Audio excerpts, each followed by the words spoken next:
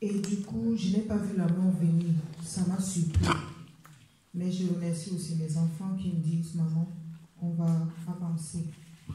On va enterrer grand-père, mais vas-y avec ton livre parce que ça raconte une histoire. Donc, prof, ça va. Du moment où je termine avec ce livre aujourd'hui, que le peuple, tout le monde saura qu'est-ce que j'ai subi, pourquoi je défends les pauvres, pourquoi je défends les prisonniers, parce que je sais que beaucoup sont en prison pour rien. Pour un oui, pour un non, un député vous prendra et jette en prison. Ce que j'ai fait, je suis allé retirer les personnes que les hauts commis ont mis en prison. Je suis allé les sortir parce que j'ai dit, la personne n'a personne dans la vie.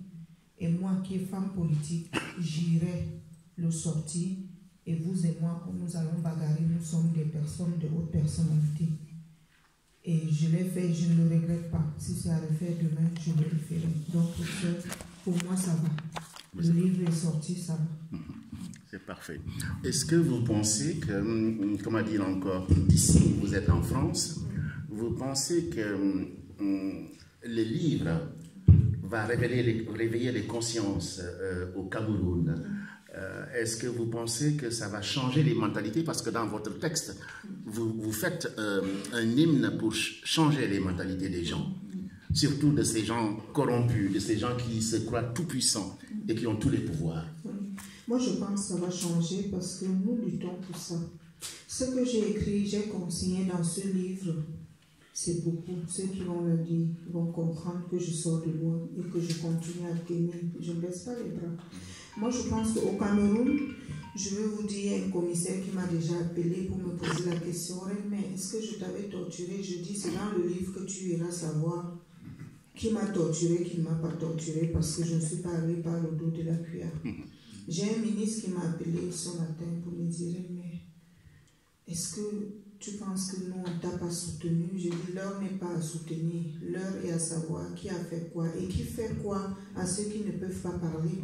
Quand je dis, les personnes sans voix, parce qu'il y en a qui n'ont vraiment personne, qui sont dans les cellules du Cameroun, ma Apollonie en sait quelque chose, qui sont dans les... Quand je dis point oui, point non, au Cameroun, c'est quoi?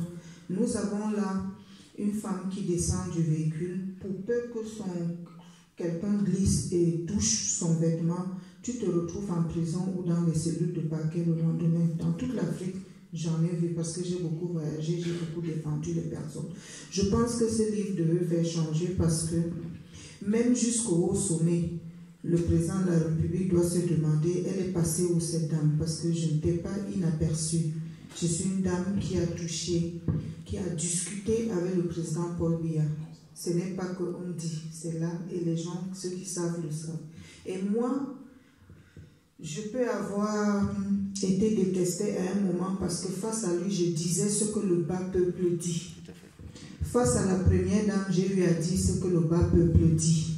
Et on m'a rappelé tout de suite en arrière, en réunion au comité central pour me dire, on ne dit pas, je dis non, moi je dois dire. Parce que quand on se retrouve au haut niveau, on voit les dons pétrole, ou c'est les dons quoi, vous avez dit, pétro, spérino. Nous ne savons pas ce que les gens vivent, sauf que moi je bois sorti de mes poches. J'ai jamais vu ce qui est sorti de l'État. Je paye, j'achète quand je vous invite, je le fais. Quand je vais sur le terrain, j'ai dépensé près de 200 millions de francs CFA au Cameroun, dans toutes les 10 régions, pour sauver les pauvres, pour donner les écoles, les églises, les partis. Je n'ai négligé aucune couche sociale. Je peux dire c'est ça qui me sauve jusqu'aujourd'hui. Et c'était l'occasion pour moi, si moi je rencontre les hautes personnalités, les hauts dirigeants du monde, c'était l'occasion pour moi de leur dire face à face ce que le peuple vit. Le Nozo, par exemple, au Cameroun, j'en ai parlé dès le début, quand ça a commencé. J'étais l'une des femmes qui est descendue et que là où le gouverneur ne pouvait pas descendre, moi je suis descendue. Les Ambaboué ont dit, nous voyons tout ce qu'elle fait pour le peuple. Elle n'est pas seulement assise dans les bureaux. Deux fois, elle éloigne le protocole pour descendre dans la foule.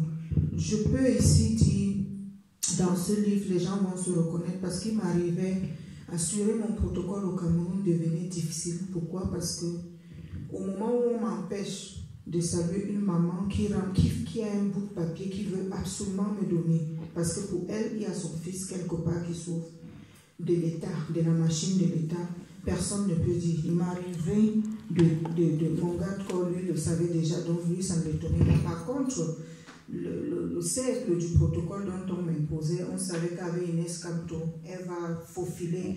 Je sortais toujours du protocole et je le fais toujours pour aller toucher vers les gens, vers la population, parce que c'est là, celui qui n'a pas de babouche, celui qui te donnera les vraies informations de ton pays, qui va vous aider, vous les politiciens. Et donc, ça ne pouvait pas plaire. Donc, professeur. Merci beaucoup, merci. Comment dire encore, nous allons donner la parole, on reviendra là-dessus, nous allons donner la parole à Madame c'est Ngono, c'est ça? Voilà, vous allez nous dire... La reine-mère Tika. Ah bon, elle aussi c'est une reine-mère? Elle a attribué, on venait lui donner reine-mère à Tika. D'accord, très bien. Donc c'est le roi Tika qui lui a attribué le rôle de reine-mère. D'accord. Donc c'est ma sœur reine-mère. Eh bien, reine-mère alors, c'est à vous.